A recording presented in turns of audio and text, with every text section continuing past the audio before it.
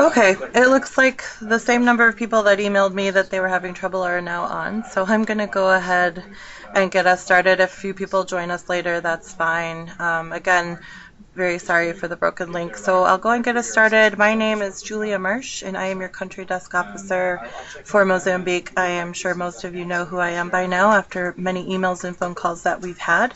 But I would like to formally say hello and nice to meet you all virtually. I want to thank you for joining us today and being on the call. It's going to be hopefully a good informative time for you to get some of those packing and logistic questions off your mind. And we are also joined across the ocean from some of our esteemed guests, so it's a pretty fun day. So basically, just want to do a quick tech sound check to make sure that you all can hear me okay. So if someone could just respond in the chat box that they can hear me okay, and if there needs to be any adjustments either way. Got Jan typing, a couple people typing, okay. Okay, great. So far, so good. Awesome. Thank you.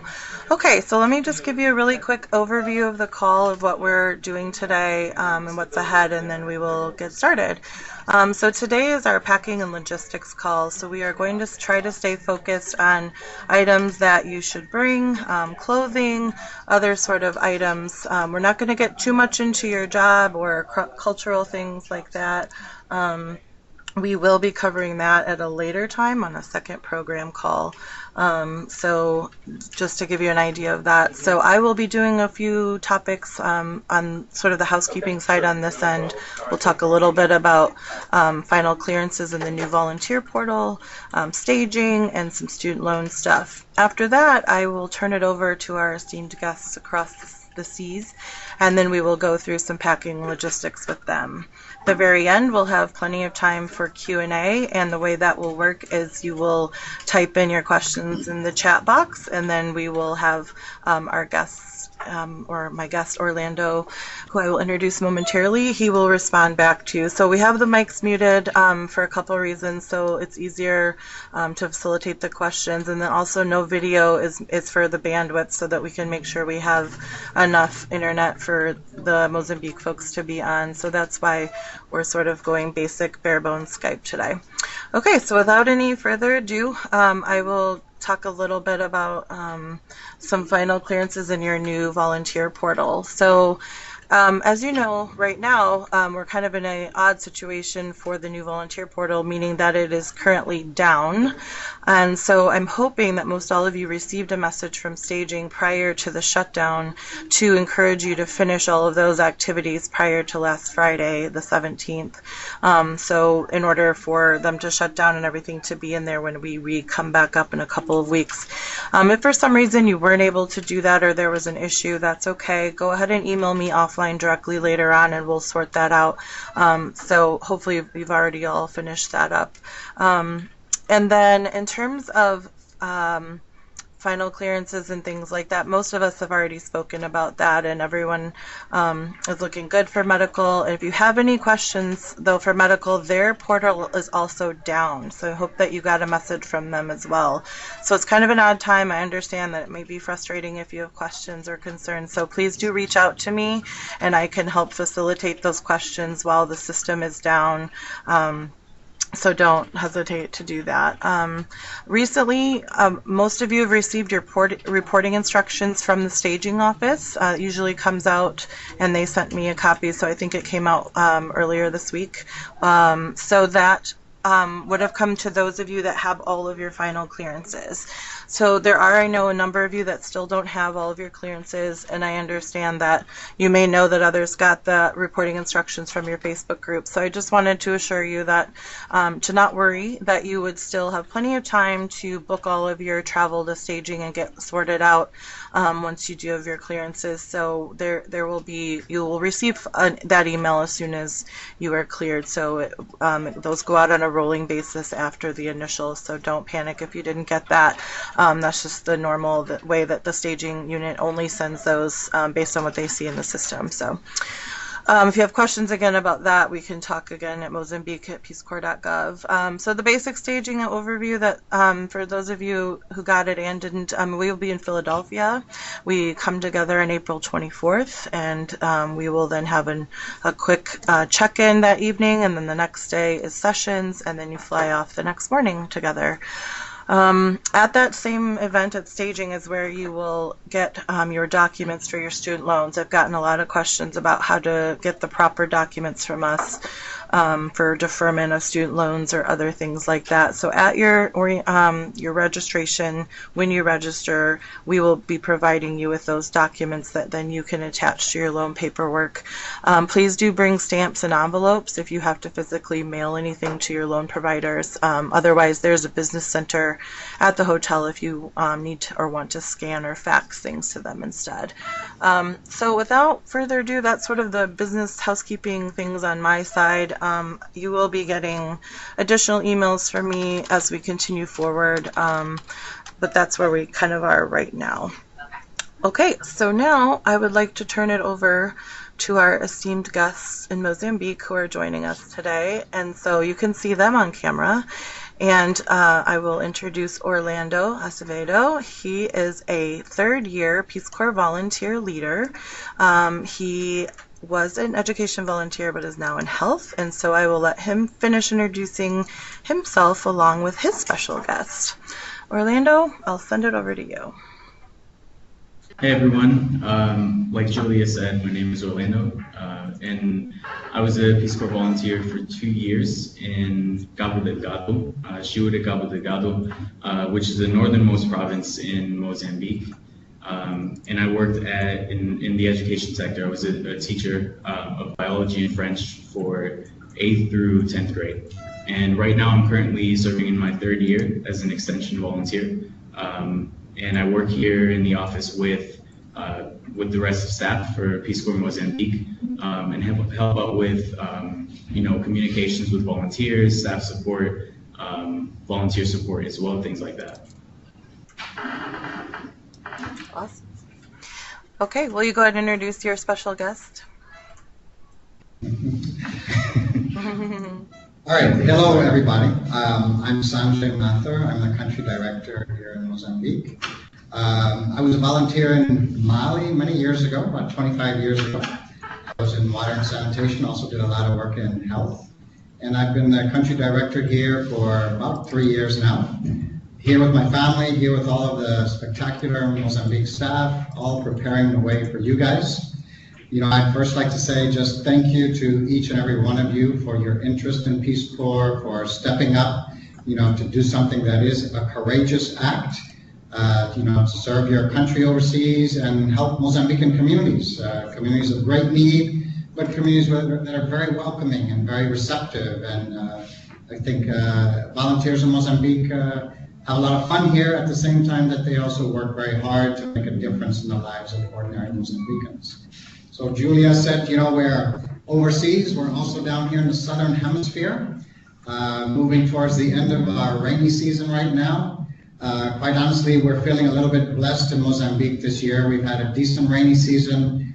We've got more peace and stability in the country than we've seen certainly over the last year. Things are looking pretty good. This is Africa, guys, and it requires a lot of flexibility to learn to be a great volunteer in this country. It's a survival skill. Flexibility along with patience, along with always looking for something to learn, something that every day any individual can teach you. Before we are in a position to help, we go through a lot of learning. And I really encourage everybody to make the most, not only out of the training, but even in your last 4 or 5 weeks in America, as you're packing up and getting ready. Grab the Portuguese books, go to online sources to already get a head start in Portuguese. I know the Welcome book has included a list of links of that nature. So, already start preparing yourself and really learn also about the history and culture of Africa. You're going to do well when you understand where people here have been and what some of their dreams and desires are, and understanding some of the history of a country like Mozambique, a very special country. is important to your success. So anyway, just a few words to welcome you in advance, and we're working pretty hard to get ready for you, I can assure you that, and with great anticipation. So make the most of your last time in the United States. We look forward to seeing you soon. Thank you. Thank you, Sanjay. We're glad that you could be with us today. It's a pleasure. Thank you, Julia. You're welcome. Awesome. Okay, so let's get started on packing. I know a lot of you are already starting to think about that and emailing questions, what to bring and what to pack, that kind of thing. So let's start with clothing. I know you received our wonderful PowerPoint that some volunteers put together for you, and it's really, I think, helpful, and hopefully you already were able to look at that, so give you some starting point. But I'm going to have Orlando expand on that a little bit. So if you could talk about clothing, Orlando, things that they should think about in terms of what to pack and bring for that, in terms of even different types of settings, of what kind of clothing they might need or want, and then also the gender aspects of that. So go on ahead. I'll let you take it away. Yeah, definitely. With regards to the PowerPoint presentation, I thought it was pretty spot on. I think it outlined really well kind of the things to take into consideration. When you're looking at the different clothes you want to pack, you definitely want to bring with you professional clothing. So for guys, definitely bring some button-down shirts, maybe some undershirts, shoes, maybe some dress shoes. But you definitely want to bring at least one good pair of shoes that you'll wear to work, because you don't necessarily want to wear sandals in the professional setting. Polos, khakis, jeans as well.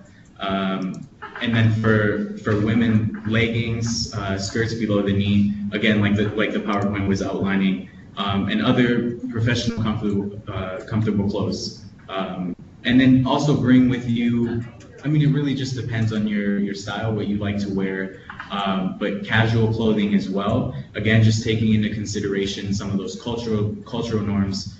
For example, not wearing shorts that are above the knee.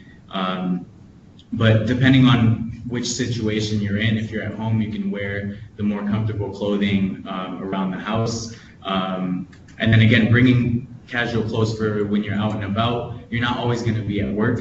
Sometimes you're going to be, out with friends. You'll be hanging out. You'll be in the neighborhood, going shopping, things like that. And so you can wear the more casual clothes, so shorts, and then again, like jeans, casual pants, t-shirts, things like that. Great, thank you. So again, that's mainly for the women in terms of your knees, right? You always need to be covered in every setting. And the difference, tank tops, I get that question a lot. So basically the rule of thumb is sort of a wider strapped type of sleeveless shirt is generally okay in most settings. A spaghetti strap is a little bit less acceptable depending on the circumstance. If you're at home, sure. Again, it sort of depends on the setting that you're in. The more formal you are, if you're meeting with a member of the government or your organization, there may be times that you need to dress even more professionally, and you can take those cues from your colleagues as well, your counterparts. They will help you navigate what to wear at what time, and also you can just note what they're wearing to work. Those of you that are out and doing this sort of going to visit people, maybe that you might be wearing an organization's t-shirt and something that they're wearing as well with them. So it's kind of, there's a wide variety of clothing. Can't stress enough what he said about comfortable shoes that you can walk a really, really long time in, that are durable and that are easy to clean, that kind of thing. There's a lot of mud in Mozambique as well, especially during the rainy season and in Namasha. So that's something I want to bring up to your training site can be chilly, especially not so much this time of year, but it is not quite the same as other parts of Mozambique. So you may get comfortable with one thing in Namasha and then go to your site and need completely different clothing. So keep that in mind. And then I think we'll move on to the next topic, but if you have other specific questions about certain items, you can follow up with that in the chat box. So yeah, okay. I did sorry, Julia, I did want to go back and say with the weather, it does get pretty cold in Namasha, where you guys will be going through training, and so definitely, and some of you may be at different sites where it does get cold even throughout the rest of the year as well. So definitely bring a few fall winter clothing items, maybe some long sleeve shirts, bring a jacket or something that can keep you warm if you're looking at 40, 50 degree weather. I don't think it normally goes below that, but sometimes, especially in Namasha during training, you will be there during the winter season, and so it gets pretty cold. Okay, great. So let's move on to similar to appearance. This is along the lines of appearance. In terms of hair, especially for men, longer hair, beards, piercings, and tattoos. Can we talk about all of those aspects? I know a lot of people have different questions on those and what is appropriate in which settings, cover or not cover, how to navigate those sort of aspects of appearance in Mozambique. Okay, yeah, definitely. With hair, speaking about guys right now, just making sure that you're well groomed.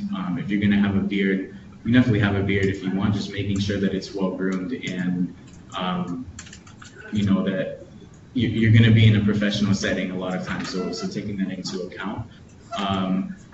With regards to length of hair, I know normally in a professional setting, it's better to have shorter hair, but we do have a lot of volunteers a lot of guys that grow out their hair and they have longer hair, which is fine, again, as long as it's well groomed and it's not just all over the place.